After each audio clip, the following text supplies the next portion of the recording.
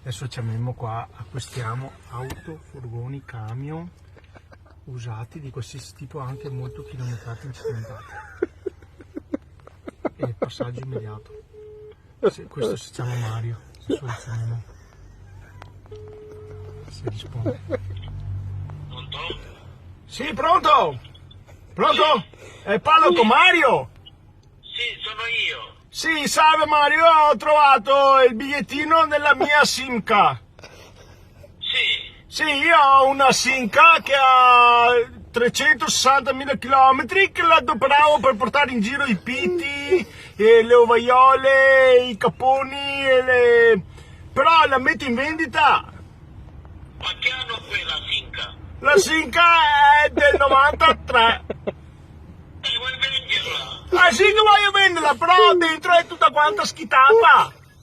Mamma mia, da dove chiami lei? Io chiamo da Padova, ho trovato il bigliettino che ho scritto acquistiamo auto, furgoni e camioncini usati. Di più di finca, perché sono di più, dimmi com'è. Non lo so, è sempre adoperata la mia femmina e tutta quanta rusina come?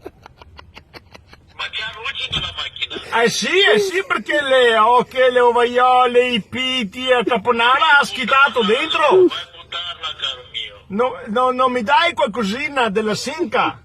Ma quando non mi dici che finca è quello, può darsi una donna la finca. Che finca è quella? È una Simca è vecchia, è molto vecchia. Sì, ma che tipo di finca? È una Simca a 4 fanali davanti e 2 dietro.